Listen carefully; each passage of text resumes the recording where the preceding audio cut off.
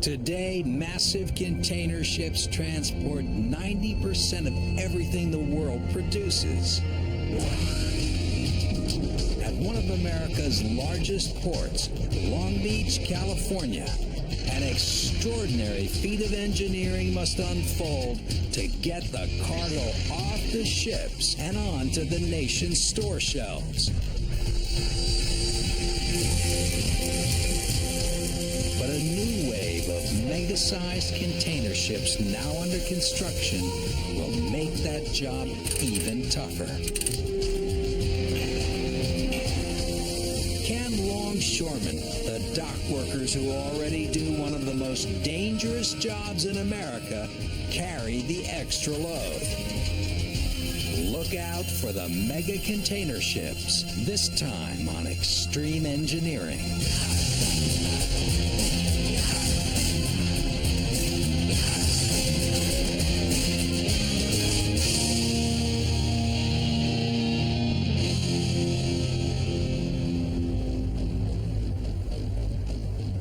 It's 2 p.m. on a Monday afternoon, and the Hanjin, Washington is 3 miles west of Long Beach, California. She sailed from South Korea 11 days ago carrying 60,000 tons of high-def TV sets, motorcycles, and fresh fish, packed inside 2,650 steel containers, each one the size of a city bus. She's average size for a container ship, almost a quarter-mile long, 140 feet wide, and drawing 39 feet below the waterline. For the captain and crew, the long voyage is nearly over. But the toughest part looms ahead. They've got to park this monster at a pier inside the port of Long Beach. To do that, the captain needs expert help. He needs Vic Schisler. Okay, I'm ready to go.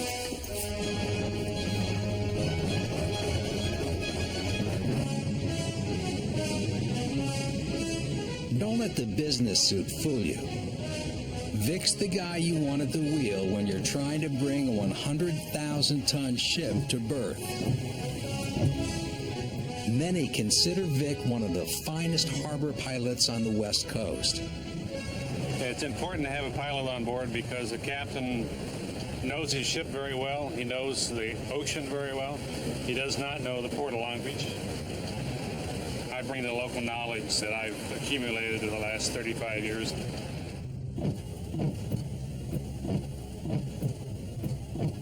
But to pilot the Hanjin, Washington, Vic first has to get himself on board. Good afternoon, Captain. We're departing the breakwater now, headed out for your ship. We request a heaving line for a pilot bag when the boat comes alongside, please. The massive container ship is doing 12 knots, and she won't stop just for Vic, but she will at least slow down. And also, we request about 6 or 7 knot speed for boarding today, please. Boarding speed at 6 knots. Back 6 knots. Thank you.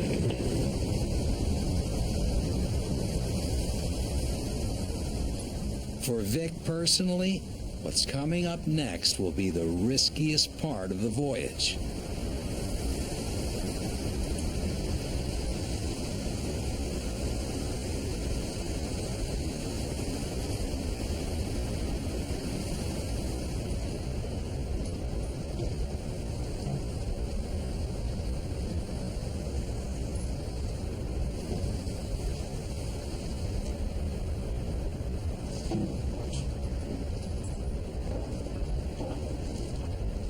Wearing leather dress shoes doesn't make the climbing easier.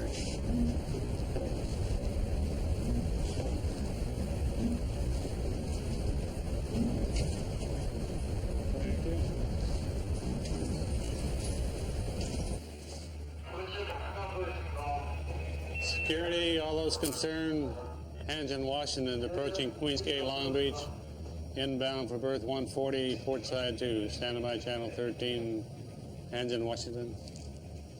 But Vic can't dock this ship by himself. He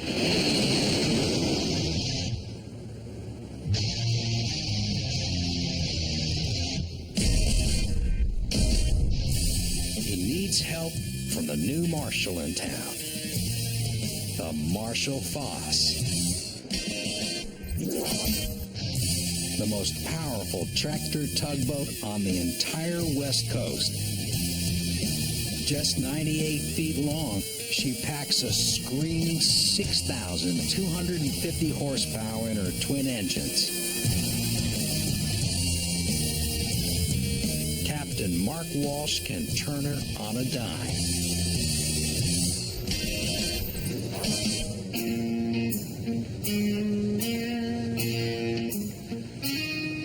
Marshal Foss. Hey Vic, how are you? Okay, that sounds good. Catch you at the breakwater. Bye-bye.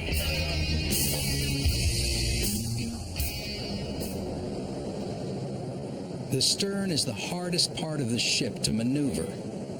So that's where Vic wants Mark to attach his tow line.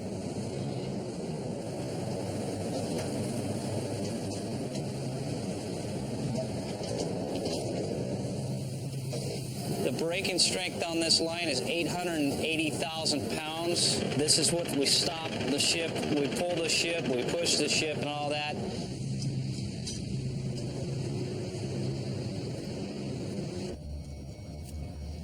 Now, Vic is ready to maneuver the big ship.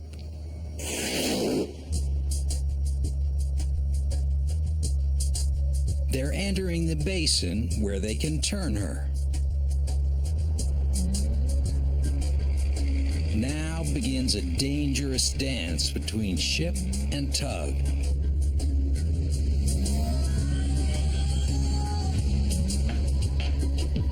Vic's got just 100 feet of elbow room to rotate the ship 220 degrees.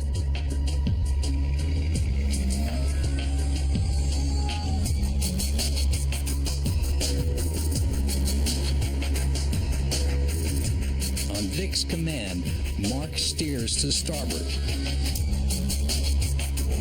Marshal Foss, let's stop the jackknife to direct pull and make it free.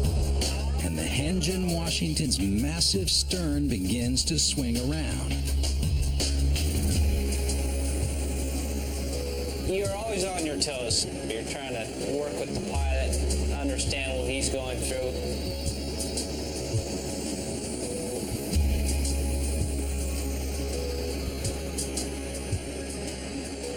Vic uses a small engine in the bow to help propel the ship around. Marshal, go to 45 now. He's almost completed the turn, but the trickiest part still lies ahead. He must guide the ship backwards to parallel park behind another Hanjin Company vessel already tied up.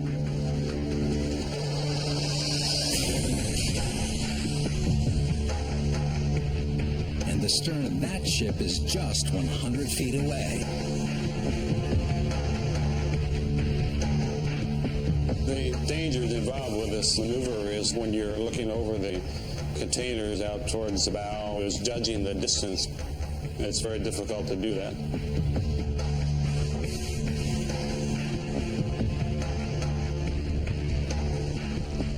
He's making judgments based on markings on the dock. We want to try to get the bridge at the 500-foot mark on the dock. Yeah.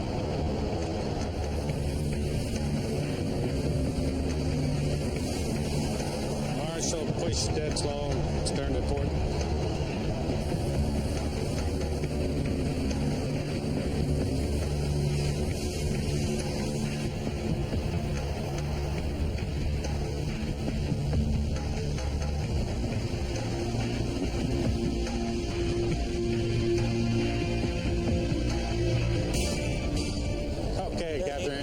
Jason, welcome to Long Beach, sir. Okay, have a good day. The job done. Everybody's happy, no noise. But one day soon, Vic's job is going to get much harder because the ships are getting bigger.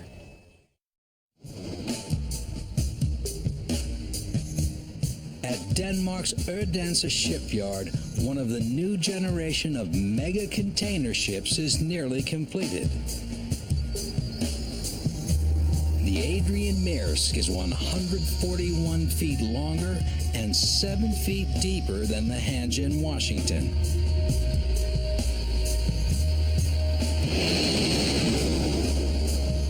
More important, she can carry an extra 650 containers. Why the urge to build bigger and bigger ships? Simple economics. The more containers a ship can carry, the lower the shipping cost per container.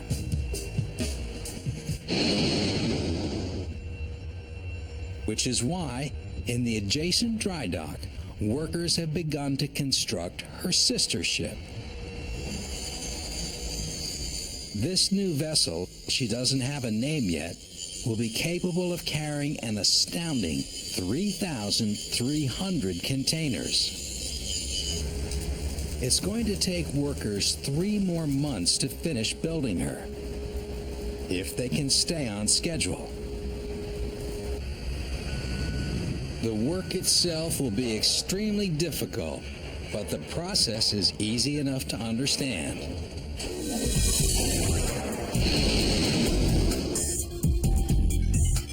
Building a ship is a rather simple process. We just have to bring in some 12,000 steel plates, clean them, and cut them into some 120,000 pieces and weld them together.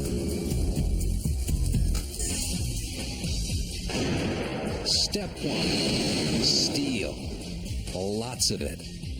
Enough to cover 8 football fields. Machines do a lot of the work here, like moving the plates to the work shed, where they ride on rollers to get clean. Step 2, cut the steel into pre-designed shapes. That's done by computerized cutting torches, each one as hot as a lightning bolt. 2 technicians and a remote control do the work of 14 men in a fraction of the time. The torches even work underwater, where the thin steel plates keep cool so the superheat doesn't bend them. Step 3, weld steel into sections. An army of robotic welders does most of the straight line welding. But the more intricate work must still be done by hand.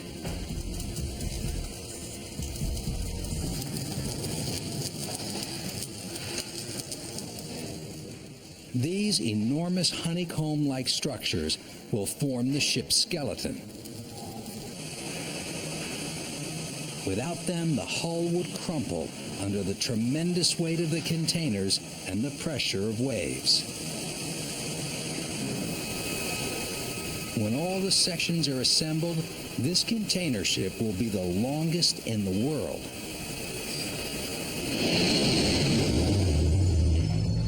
And an enormous challenge to container ports like Long Beach, where the Hanjin Washington has just tied up. Now she's less of a ship and more of a giant warehouse at one end of a huge assembly line. Most of her containers must be offloaded and sent by truck and train to destinations across the country. At the same time, she'll be loaded with new containers destined for other ports. Almost 1/3 of U.S. imports go through the ports of Long Beach and nearby Los Angeles. 11.3 million containers on approximately 8,000 ships every year.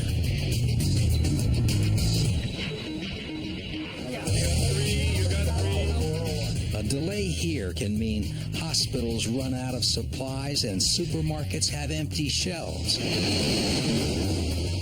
And will cost the shipping company $7,500 an hour.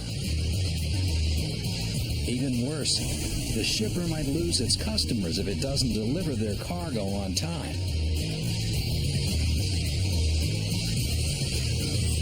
So the work goes on around the clock. But first, somebody has to set the whole process in motion. Right now, that somebody is Erin Pearson, superintendent of the first shift. Okay, that's everything.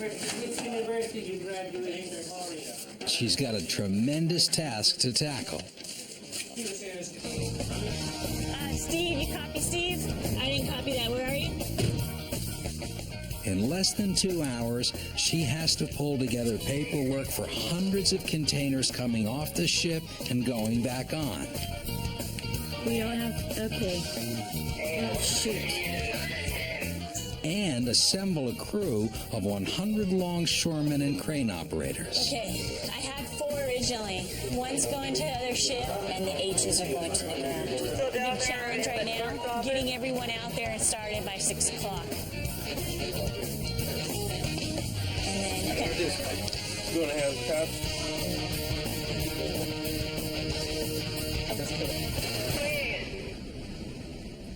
She makes it. It's Monday at 6 p.m. and night has fallen as she heads out to the ship. The 48-hour countdown has begun.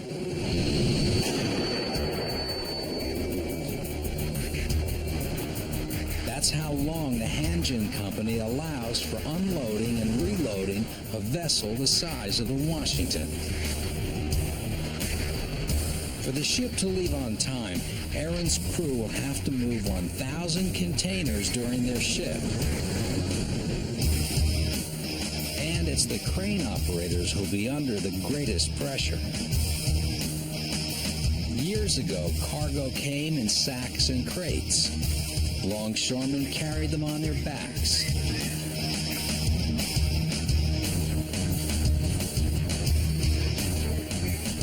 Today, everything's in containers, and the heavy lifting gets done by state-of-the-art gantry cranes that cost $7 million a piece.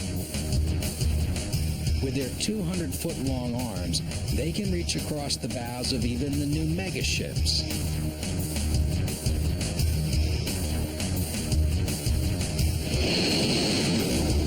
The cranes grab onto containers with hooks that weigh 11 tons.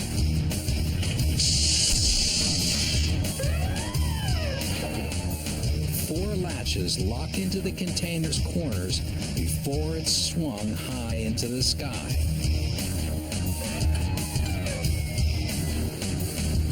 Those latches are all that's holding it.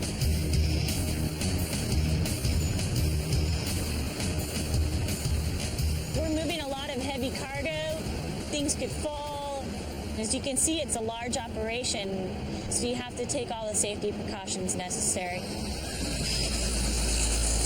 To hit her target, Erin needs her 3 cranes to each move 30 containers an hour.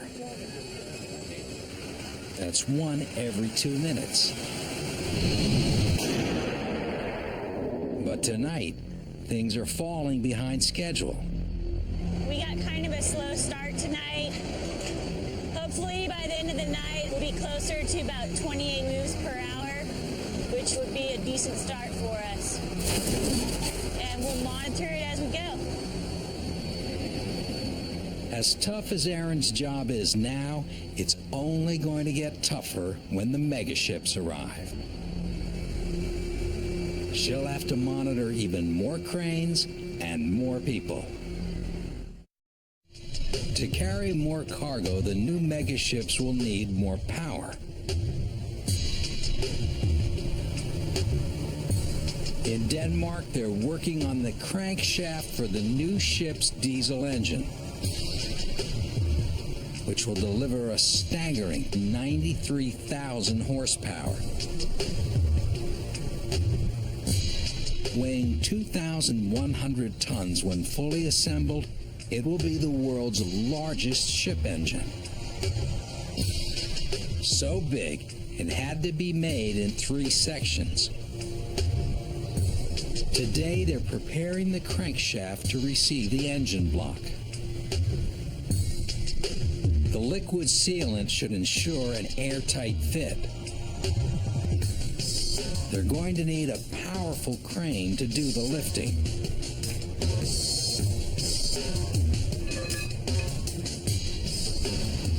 Shipbuilder Stefan Rennebold helps guide the crane operator.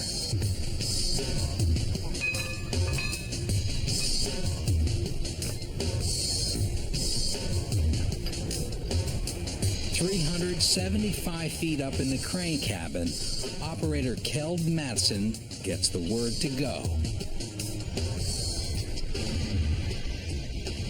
Now, the really hard part begins.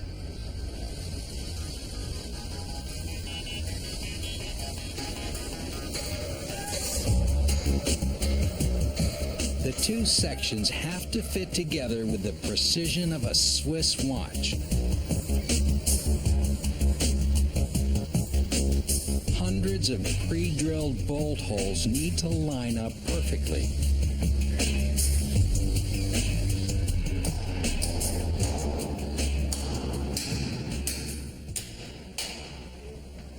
But the first bolt won't go in all the way.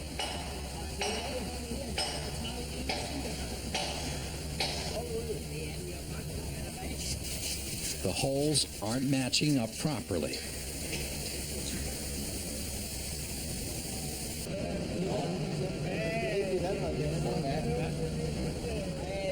The sections are 15 millimeters out of alignment.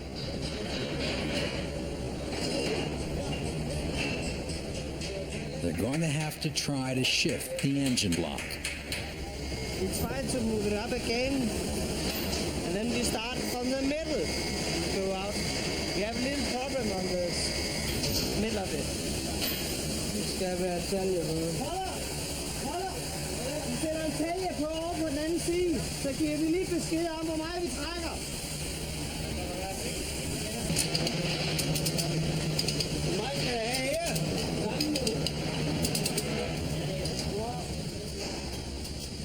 One little bit more. Hvad sker der med håndtaget? A little more. One little bit more. Ja, det er jo lidt farligt. Prøv at se håndtaget. After an hour, they're ready to try again. This time, the bolts go through. They have just 6 more days to install the rest of the engine.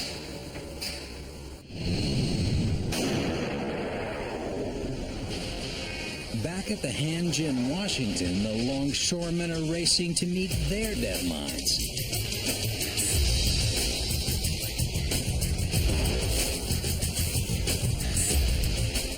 The container yard is filling up as Jeff O'Donnell, superintendent of the day shift, begins his rounds. Yeah, go ahead. Yeah, Jeff, on our app screen, just get into those. On a day like today, we've probably got close to 1,000 containers that are going to be going into the yard. As you're putting stuff into the yard, we're also loading containers back, creating more space. It goes hand in hand. It's a big chess game. We got a lot of players involved with the chess game trying to make it happen, so it gets crazy.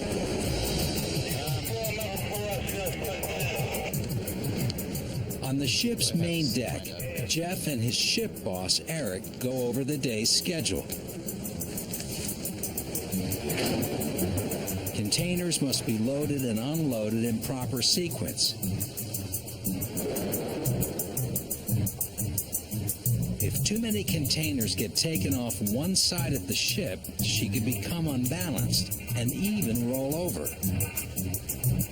It's Eric's job to make sure that crane operators get it right. Eli, you wanted to start the 3 high?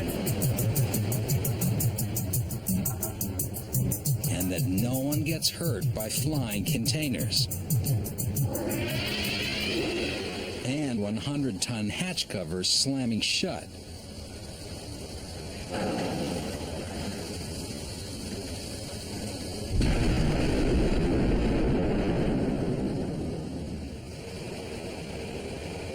Luckily, he's got one of the best crane operators working the middle crane.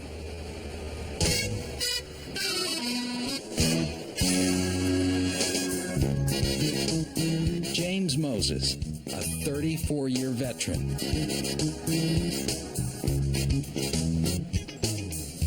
James makes it look easy to lift a 29-ton container out of the hold, swing it off the ship, and place it on the back of a truck 140 feet below. That's why they pay crane operators the big bucks, up to $200,000 a year. This is my container, and the object of this game is for me to land it, to operate it. It's swinging. If the load is here, I have to come here for it to be stable. If it's over here and I'm back here, it's going to swing. So we're constantly up here jumping around to get over the load to land. Now let's do it for real.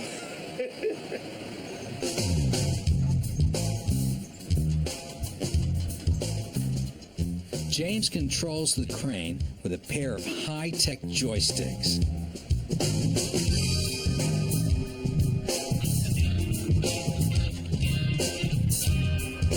I drop them all by eye for depth perception and little coordination, a good signal man on the ground.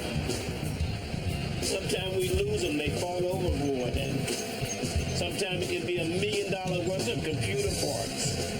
You just don't want to do that.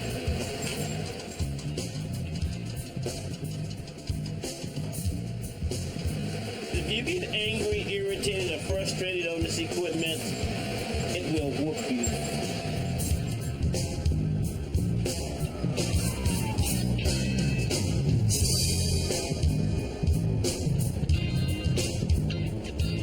When the new mega ships come in, James is going to need every bit of his patience and skill. I need an inch. There it is. With containers dropping down at 10 feet a second, being a truck driver is a dangerous occupation. It takes a special kind of person to handle these risks. It takes a grandmother. My name is Lata Stukan, and I'm working almost 7-8 years every day in Hanjin, and I love it. This is like my second family over here. We have sometimes barbecue, and we bring homemade cookies, and everybody love it.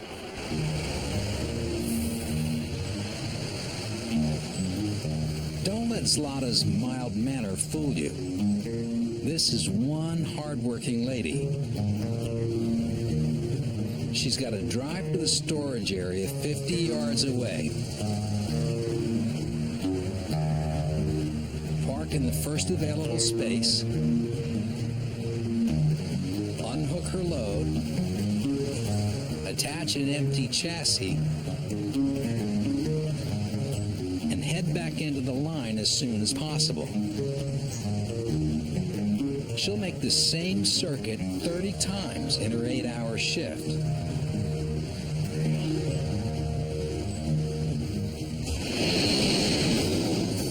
It'll take a total of 24 trucks, not all of them driven by grandmothers, to unload and reload the Hanjin, Washington. All containers come first to the storage yard, which can hold up to 8,000 of them.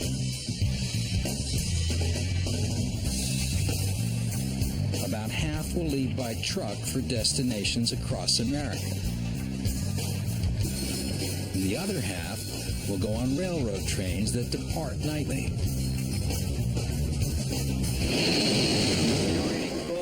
And right now, Rail Superintendent Tony Castaneda has a big problem. It's going to be a nightmare. Shouldn't be saying that. It's going to be a challenge.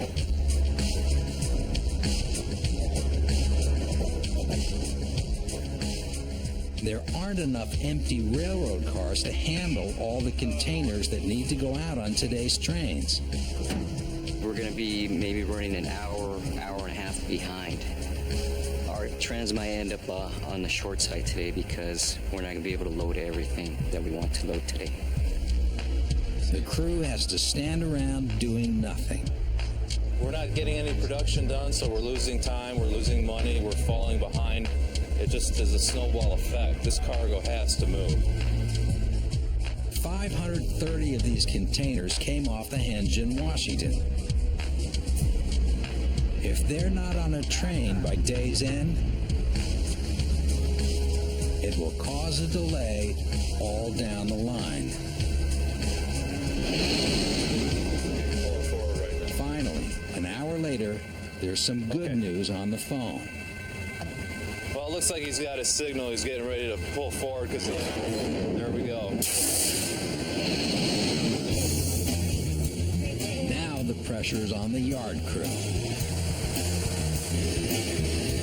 They've got just 6 hours, not the regular 8, to load the containers onto the trains.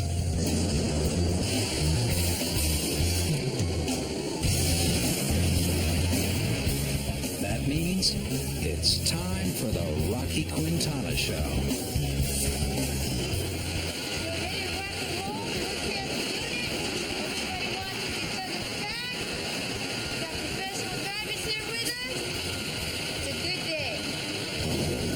A longshoreman since 1998, Rocky needs all her bravado to handle one of the most dangerous jobs on the waterfront. To secure the top containers to the bottom ones, she has to insert a locking mechanism at each corner.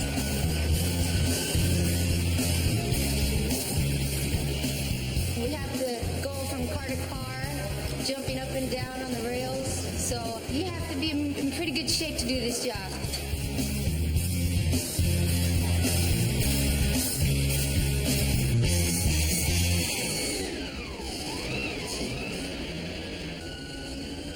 With containers dropping all around her, Rocky is in effect playing in traffic. You have to stay focused because one false move or if you're preoccupied, that can mean today you're not going to go home. By lunchtime, Rocky and the gang have loaded only half the day's quota.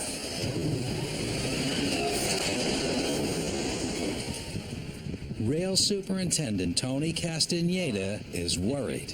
And after lunch, we will finish loading the rest of this train and load the second train for the Burlington and Santa Fe. So we're really up against the gun still. Back on board the henge in Washington, Superintendent Jeff has his own worries. His crew's been working as fast as safely possible, but with less than 25 hours to go, he's behind schedule. It's right about 5 o'clock right now. It's going to be real rough finish, I'm thinking right now. It's going to be tight.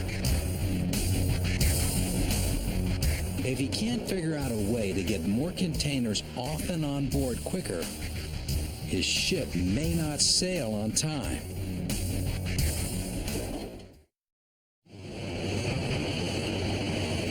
Meanwhile, at the Odense shipyard, work on the new megaship has reached a critical stage.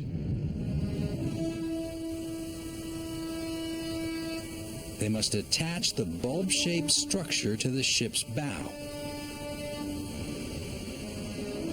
where it will reduce the impact of oncoming waves.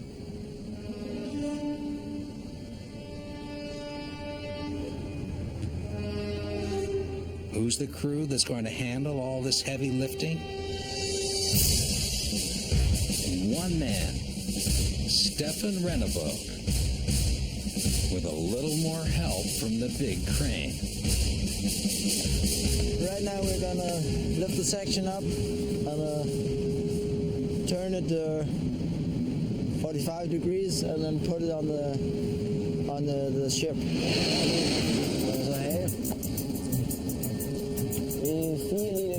Stefan radios to Kjeld high up in the big crane to start lifting.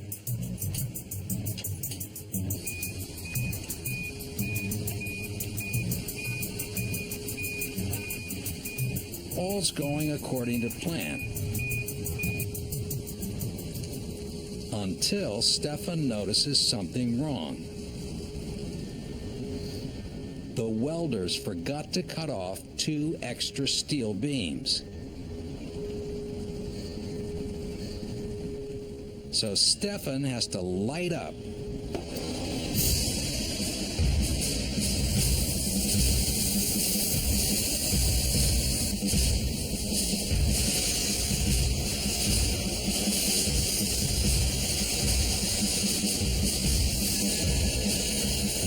That's tons of steel dangling over his head.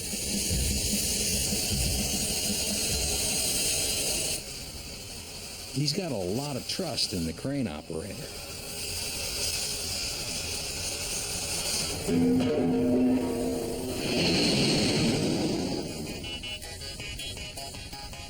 Now they can swing the wave breaker into place.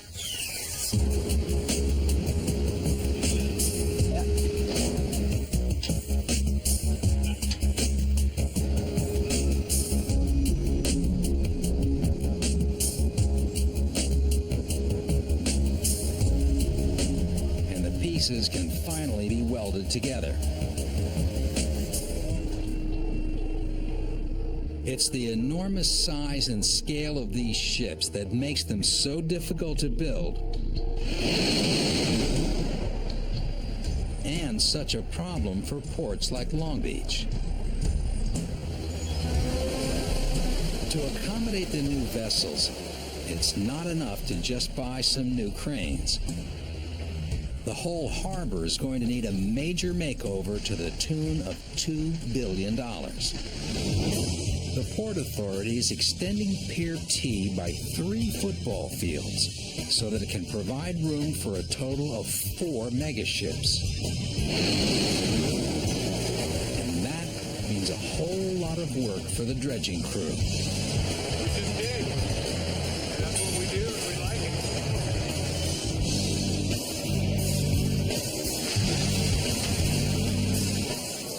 Dredge foreman Curtis Sands and his crew have to dig up hundreds of thousands of tons of mud and sand to deepen the channel to 55 feet.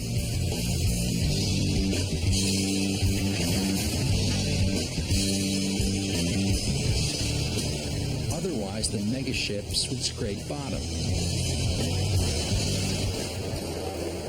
When work's done, Pier T will be the first at Long Beach designed for the megaships.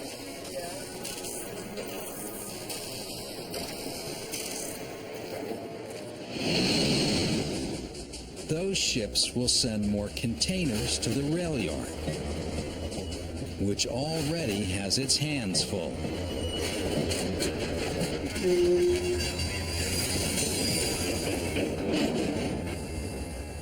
A derailment brings work to a standstill. They changed this wheel, and I don't think they set it down on the track, and so when they pulled on it, it pulled right off the track. They drug it about, I don't know, 1,000 yards. Luckily, the engineer was watching his mirror, and he saw smoke coming out, and he stopped the train. point in time, changed the set of wheels and didn't set the wheels back down onto the track. So we've got a derailment. They'll have to lift the derailed car off the track so that the train can get moving again.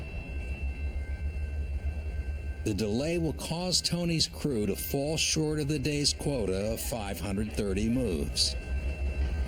I thought we had salvaged the day. We're only maybe 70 moves short of a regular day. Today's been an excellent day.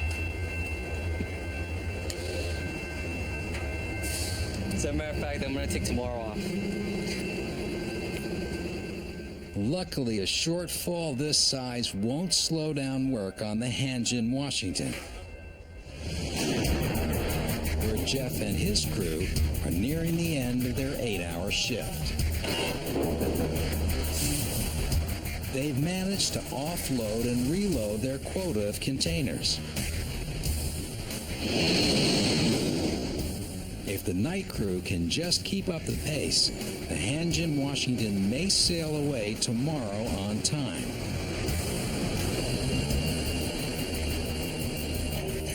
But that's a big if.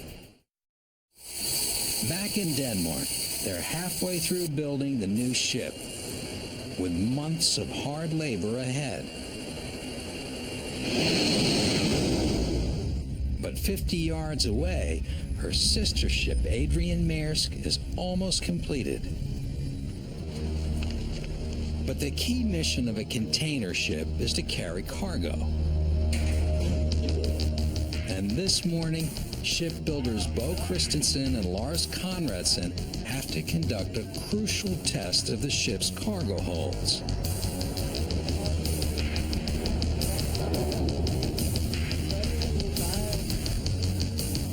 The yellow cage they're riding in is the test device. It's built to the exact dimensions of a standard 40-foot container.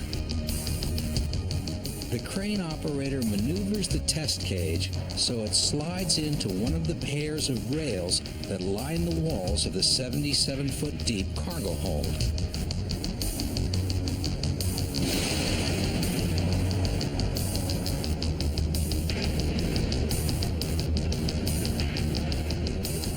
The containers can be stacked 9 deep.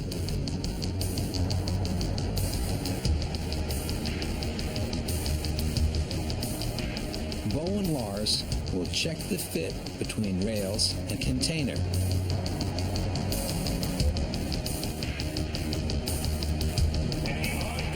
No more than 4 millimeters clearance on either side, or they'll have to cut off the rails and reposition them, which could delay the completion date. They also measure the distance between the rail and a reference point on the container. Anything between 39 and 27 millimeters is fine. Got the right measurement.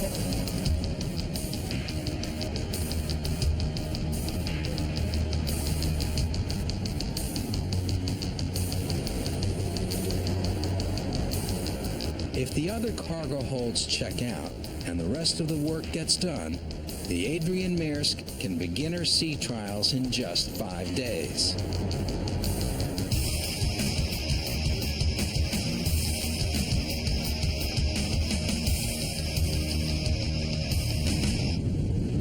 But to reach the sea, they'll first have to maneuver the ship out of the tiny harbor, and that's going to be extremely difficult.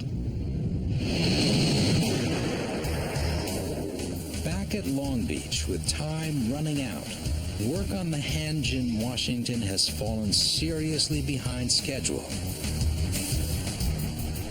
Jeff, the day superintendent, is going to have his hands full trying to finish on time. It's not going good. Last night they had a bad night on it, and today we have a lot of discharge coming off the ship going to wheels, which always is a slower operation, especially when you throw the traffic out in the yard. And we'll be discharging up till probably 1700 today, 5 o'clock. So, and that's on a finish up, that's a little scary because we call them must makes. We have to get the cargo off the ship and get all the cargo on the ship. So it'll go down to the wire.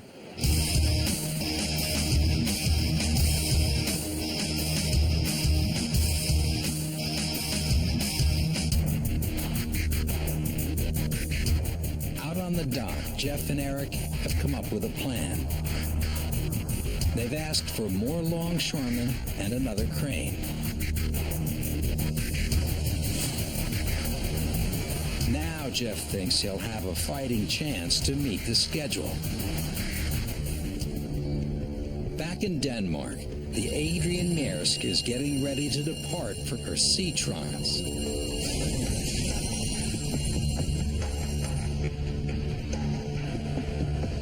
"20-year veteran Peter Koch will captain the ship when it reaches the open sea. But it's up to the pilot, Steen Finsen, to guide it out of the harbor.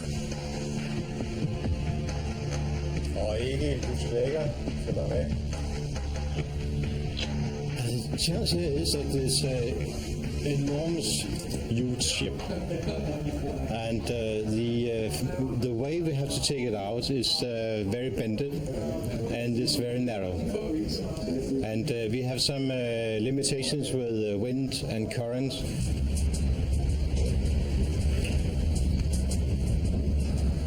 The harbor is too shallow to start the propeller, so the ship will be moved out by tugboats.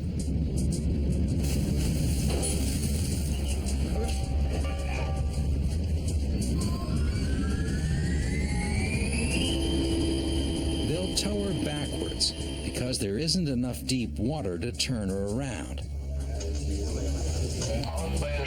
Støvmåden er Adrian, så begynder vi at sejle.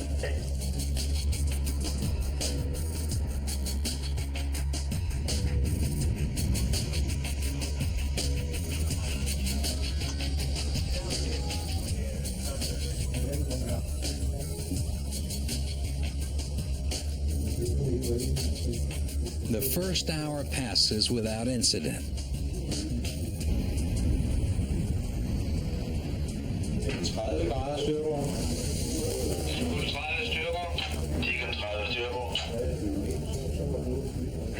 But the toughest part of the trip lies straight ahead.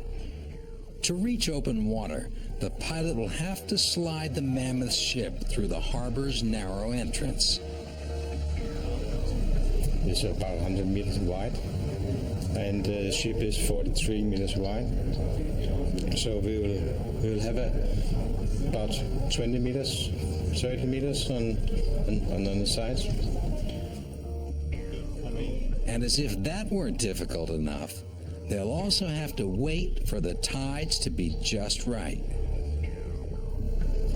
If the current is coming in with a level about 1 knot, it's almost impossible to get out because it is working against the turn we have to do. Yeah, Finally, the pilot says it's time to go. As the tugs rev up their engines, Captain Koch has his concerns. It'll be nice when this is over and then can start to breathe more freely. The tugs are doing just 3 knots. Even sped up 300 times, the enormous ship takes 15 seconds to go by.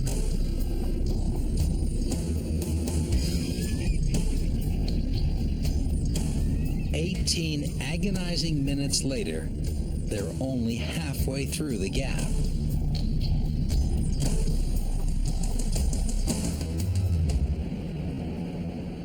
Finally, looking back over the ship's bow, the captain can see the harbor recede. They're through. If everything else goes well, the Adrian Maersk will begin calling at container ports around the world in just a few weeks.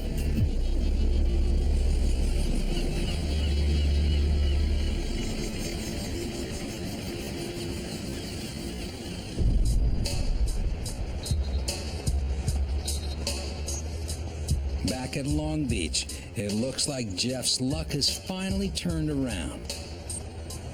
It's now 18:30 on Wednesday night, and we're finished. The last couple hours actually went really smooth. Cargo operations done and lashing approved by the chief mate, so we're good to go.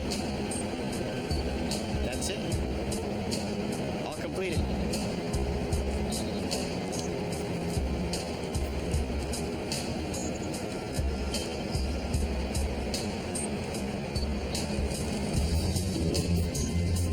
$2,760 containers moved off, and 1,363 containers put back on in just 48 and a half hours.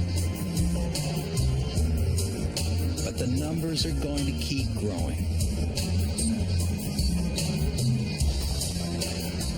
By the year 2010, most of the container ships calling at Long Beach will be the size of the Adrian Maersk and bigger. Ships like the Hanjin Washington will gradually become a thing of the past.